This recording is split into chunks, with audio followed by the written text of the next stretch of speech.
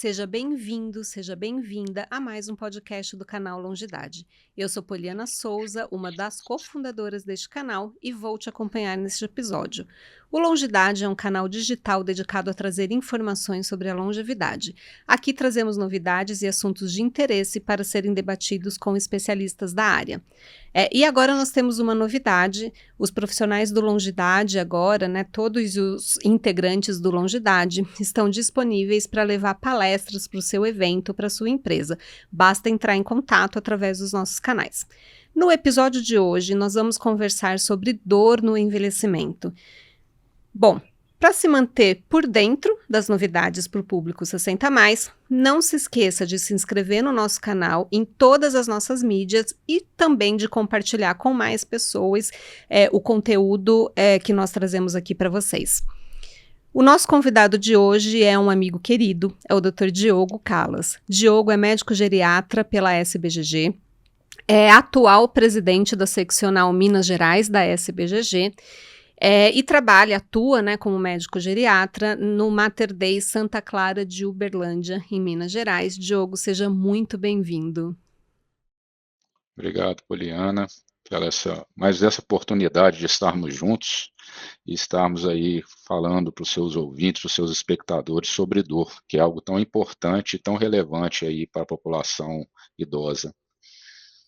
Uma grande preocupação que a gente tem, né, a respeito desse assunto são os mitos que as pessoas carregam sobre a dor no envelhecimento.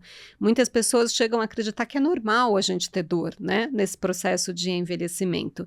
E, na verdade, todos nós já sentimos dor em algum momento das nossas vidas, porque a dor tem uma grande função protetora para a gente, né? Ela não é sempre ruim. Mas, de fato, em algumas situações ela se torna um grande problema e acho que é sobre isso que a gente vai conversar um pouquinho aqui hoje, né? Entender o que é normal e o que não é normal no envelhecimento. Então, para a gente começar essa conversa, Diogo, o que que é a dor? Qual que é a função da dor, né? Por que que a gente sente dor? Tá? Vamos começar. A dor é conceituada como uma experiência sensitiva e emocional desagradável, né? Isso ocorre muitas vezes por questões de agressão ao organismo, sejam elas internas ou externas, traumas, condições infecciosas, condições inflamatórias, tudo isso pode causar dor. E a dor, no seu início, ela tem a função de alertar a pessoa e alertar as pessoas que estão em volta que algo está acontecendo de anormal naquele organismo. Então, quando a gente sente, né, uma pontada na barriga, algo anormal está acontecendo na nossa barriga. Se a gente, tem alguma lesão, a gente vai sentir dor, e isso é importante para a gente buscar ajuda, buscar auxílio, né. Mas a partir do momento que essa dor começa a se perpetuar, aí sim ela pode trazer algumas, disfunções e alguns problemas para aquela pessoa que está sentindo dor, por mais tempo, que aí nós vamos falar depois. Então, isso é quando a dor passa a ser um problema, né? Quando a dor, então, passa a ser um problema, e o que é isso que a gente chama de dor crônica? Assim, qualquer dor, que tipo de dor? Que dor é essa que eu chamo de dor crônica? Conceitualmente falando, Poliana, isso é uma dor que persiste por mais de 3 meses, mas nós sabemos que esse conceito ele não somente é temporal, porque existem muitas transformações nos mecanismos de dor internos, né, do ponto de vista, de ativação do sistema de dor, né, dos sistemas inibitórios da dor, da processamento da dor no sistema nervoso central, que vão sendo modificados ao longo do tempo. Então, na verdade, a dor, quando ela se persiste, que é o que nós chamamos de dor crônica, ela acaba se tornando uma disfunção e nós hoje conceituamos como uma doença em si. A gente acaba vendo que os fatores que iniciaram aquela dor, a lesão, o trauma, muitas vezes ele se cessou, não existe mais, mas a dor persiste. E muitas vezes a pessoa não sabe por que essa dor está persistindo. Ela até acredita que a lesão continua, a lesão persiste, a inflamação persiste, né, as consequências do trauma persistem, da cirurgia persiste. Mas na verdade é porque já está ocorrendo uma disfunção do sistema nervoso e dos mecanismos internos de dor.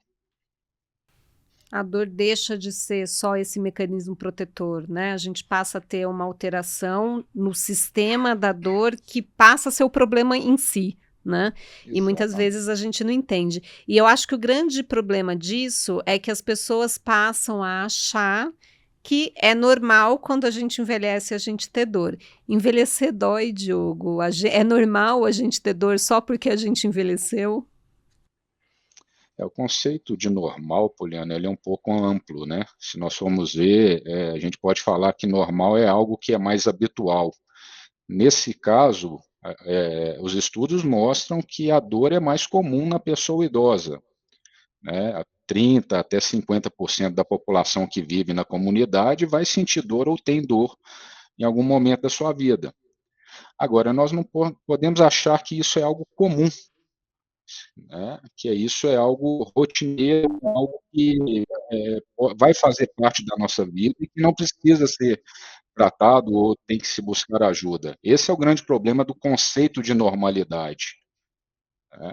Então, a dor sim, ela deve ser tratada, deve se buscar ajuda, porque as consequências da dor são muito graves para a pessoa idosa. Você tocou, né, num assunto importante, né, a dor ela de fato ela é mais comum em pessoas idosas. Por quê, Diogo? O que que pode explicar, né, o fato da dor ser mais comum em pessoas idosas do que em adultos mais jovens? Eh Principalmente pelas alterações do próprio organismo idoso em algumas condições, que acabam deixando aquele idoso mais susceptível a mecanismos patológicos, e também devido à maior incidência de doenças crônicas. Então, é mais comum no idoso ser hipertenso, ser diabético, ter doenças crônico-degenerativas em geral, e a gente sabe que algumas dessas doenças se manifestam com dor. Então, uma pessoa que tem diabetes tem mais propensão a desenvolver uma doença neuropática, que é uma condição que pode trazer dor, uma condição inflamatória que pode trazer dor. Então, por isso que nós vemos uma maior prevalência de dor na população idosa do que na população adulta normal. Você falou em questão, né, das consequências da dor crônica não tratada, né, para as pessoas idosas. Eu queria que você explanasse um pouquinho mais a respeito disso, né? O que que você observa da nossa prática e por que que é tão importante as pessoas procurarem ajuda, né? Não encararem do tipo normal, né? Envelheci, tenho dor, é normal, não vou buscar ajuda, né? Qual a consequência disso? Por que que eu devo procurar ajuda? A dor ela tem consequências do ponto de vista físico, psicológico, funcional e social. Então, nós podemos citar várias condições. Então, faz que o indivíduo tenha um sofrimento psíquico muito intenso. A gente sabe que a depressão ela é mais comum em pessoas que têm dor crônica. Afeta condições do sono. O indivíduo idoso tem distúrbios de sono devido à dor crônica. O indivíduo ele tem uma autoavaliação, uma autopercepção de saúde pior. Então, aquele idoso, ele acaba afetando os seus relacionamentos e seu equilíbrio social devido à questão dolorosa, tende a se isolar mais, a frequentar menos a sociedade em geral. E além disso, a dor ela pode causar danos, na funcionalidade do indivíduo, dificuldade de mobilidade, maior risco de quedas, perda, né, de apetite, sarcopenia. Então, são condições que podem estar atreladas à condição dolorosa e muitas vezes passa despercebido pela gente, né, tanto para o profissional de saúde como também para o paciente. Isso é uma outra coisa que a gente percebe, né, assim, os profissionais de saúde questionam pouco sobre a dor e os pacientes também, os idosos falam pouco sobre a dor, talvez por acreditar que é normal, enfim. Mas por que que isso acontece, né?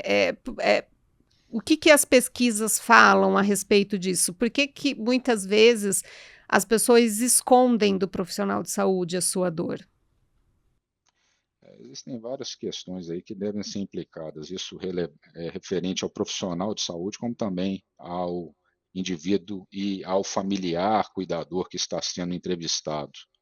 Primeiro, algo que reporta a nós, profissionais de saúde, nós não temos uma formação adequada nessa área de atuação de dor. Existem estudos mostrando aí, estudos americanos mostrando que se dedica menos de 2 horas durante o curso de medicina nos Estados Unidos, que é algo dedicado ao estudo da dor. No Brasil nem se fala, muitos de nós nem tivemos citações em relação à cadeira de dor durante a nossa formação acadêmica. E nas pós-graduações também não, né. Então esse é um déficit, que os profissionais de saúde apresentam na sua formação. Então acaba que quando se tem um déficit, acaba que se não se procura, não se questiona, não busca, não sabe se tratar adequadamente. E do outro lado, né, existe um paciente, um familiar e um cuidador que também acredita que é algo inerente ao envelhecimento, algo que ela já acostumou a ter, que vai ser normal, que ela vai ter que lidar com esse fardo o resto da vida. E os familiares e cuidadores muitas vezes também limitam o paciente a chegarem a esse ponto. Eles mesmos acabam, intimidando o paciente nessa entrevista, nessa anamnese, nessa conversa com o profissional de saúde, e isso acaba gerando realmente uma falência nessa conversa durante a nossa entrevista. Então, isso é algo que realmente traz muito dano para o paciente. Então a gente precisa deixar aqui a lembrança, né, para quem nos ouve, de que é importante você conversar sobre isso com seu profissional de saúde, né, com as pessoas que te acompanham. E muitas vezes a gente, tem na nossa rotina, né, enquanto pessoas que lidam com o envelhecimento, né, nós vamos encontrar no nosso caminho, idosos que por alguma razão têm dificuldade de comunicação.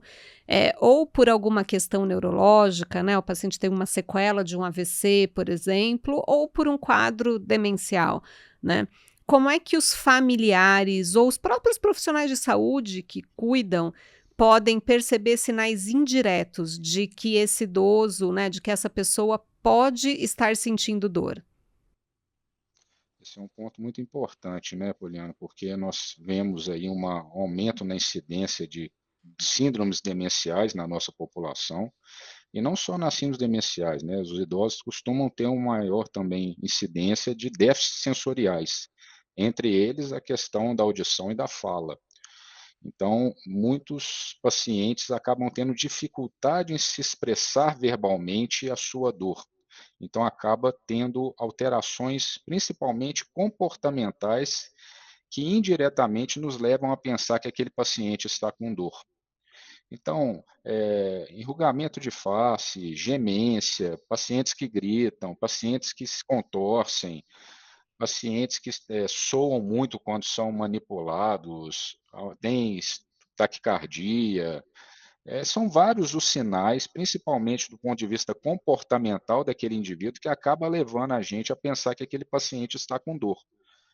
E não raramente nós fazemos testes de prova nesse paciente, né, testes analgésicos, para a gente realmente, entender se aquilo que está acontecendo é algo referente à dor ou é alguma outra condição relacionada à doença dele.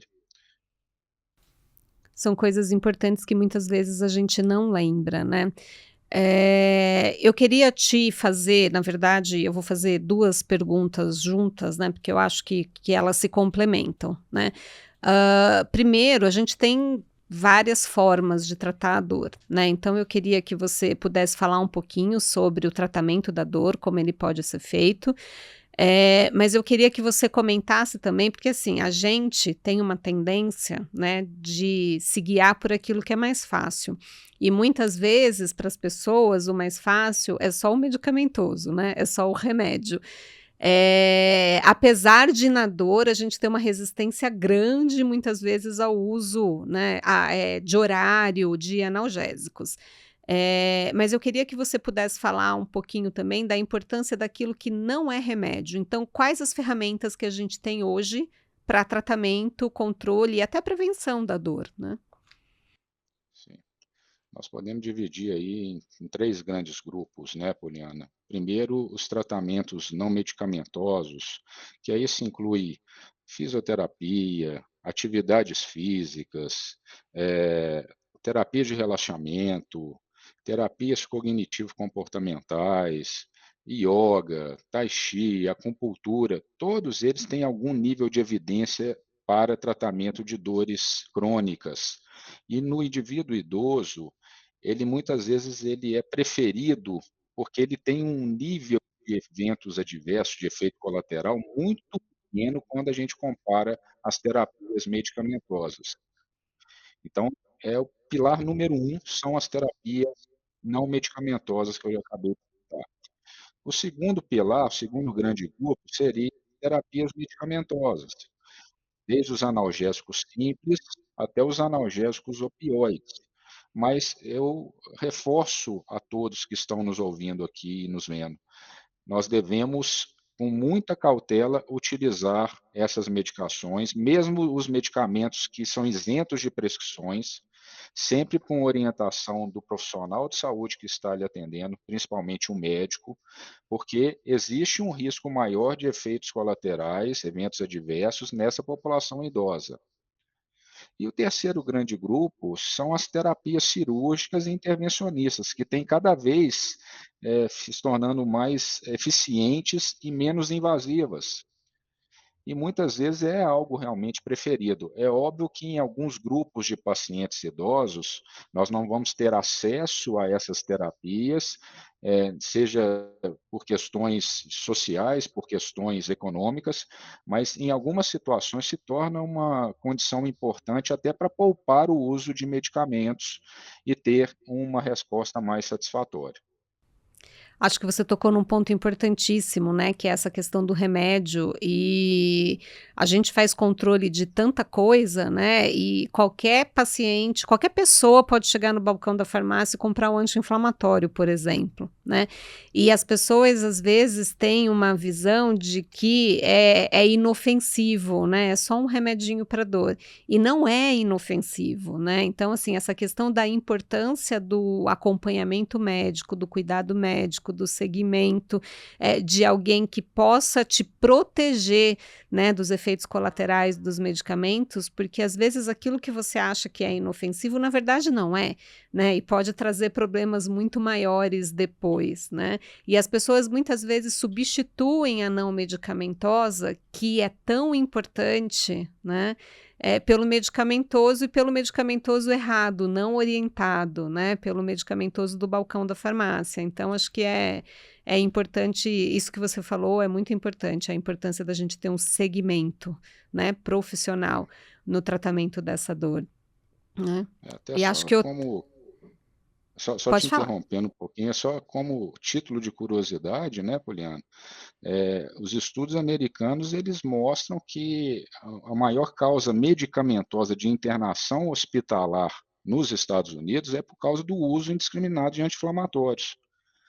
Então, é uma das questões aí que mais causam dano ao organismo do indivíduo idoso, seja gastrointestinal, renal, cardiovascular. Então, são medicamentos que a gente tem que ter bastante cautela se utilizar, mesmo aquelas medicações isentas de prescrição médica, né? Pois é, então essa é a grande preocupação, né. E outra coisa é essa visão de que muitas vezes as pessoas têm de que quem tem dor não pode fazer atividade física, né, assim, e pelo contrário. Óbvio que em algumas situações tem que ser supervisionada, né, por questões, da saúde física daquele indivíduo, mas pelo contrário, né. Exatamente, não, o exercício físico hoje é o pilar número um para quem quer tratar dor crônica. Eu falo isso de forma muito clara com os meus pacientes, que eles têm que se engajar num plano de atividade física, é lógico, de preferência supervisionado, respeitando a condição física do paciente, as suas limitações, mas é fundamental para a pessoa que hoje tem dor crônica se engajar num plano de exercícios físicos supervisionados. E, Diogo, para a gente já ir caminhando, né, para o final da nossa conversa, qual que é o papel da família e dos cuidadores, né, nesse auxílio do tratamento da dor crônica para as pessoas idosas? Fundamental, né, Poliana? Principalmente daqueles idosos mais fragilizados, que já têm algum nível de dependência. Esses indivíduos, muitas vezes, eles acabam sendo dependentes, inclusive, do acesso ao tratamento, do acesso à informação desses familiares e cuidadores. Então, os familiares e cuidadores se tornam não somente responsáveis pelo cuidado direto, mas pela essa ponte entre o profissional de saúde e o paciente. Então, esse contato do médico, essa interação do médico com familiares e cuidadores se torna fundamental, a sua orientação se torna indispensável. Então, é algo que realmente vai impactar muito no tratamento da dor do paciente idoso. Então, cuidados gerais, mobilização, muitas vezes, desse paciente do leito, a ida ao serviço de saúde quando necessário, isso tudo vai depender muito do familiar e do cuidador. Então, ele se torna uma pessoa ali fundamental nesse processo de tratamento da dor. Então, a gente vê a importância, né, do tratamento não medicamentoso, do tratamento medicamentoso, dos procedimentos e do suporte social, né, como tudo isso está incluído. Diogo, a gente está caminhando aqui para os nossos momentos finais, então eu gostaria que você nos deixasse uma mensagem, né, final e nos dissesse onde a nossa audiência pode te encontrar. Tá. Hoje eu atuo em Uberlândia, mas também atuo do ponto de vista virtual, né? Então faço também consultas por telemedicina. Meu Instagram é Diogo_Calas com K e 2 Ls. Quem quiser me seguir, quem quiser entrar em contato comigo, fico aí à disposição para orientações e supervisões. E eu gostaria de deixar um recado para todos que estão aqui nos vendo e nos ouvindo.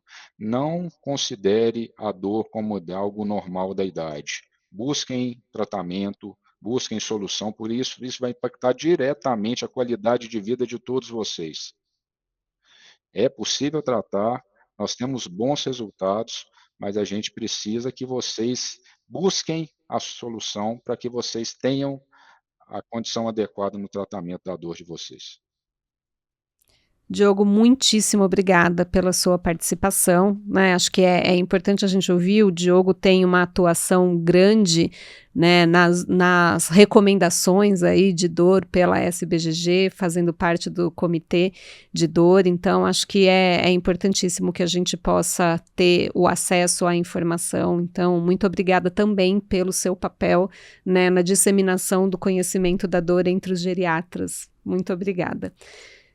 Bem, nesse episódio do podcast Longidade, nós falamos sobre dor e envelhecimento e, mais uma vez, eu gostaria de agradecer a participação do Dr. Diogo Calas. Lembre-se de se inscrever no nosso canal e acompanhar o Longidade nas redes sociais para ficar informado e desenvolver uma longevidade com saúde e qualidade de vida. Comente o que você gostaria que nós trouxéssemos nos próximos episódios. Até mais!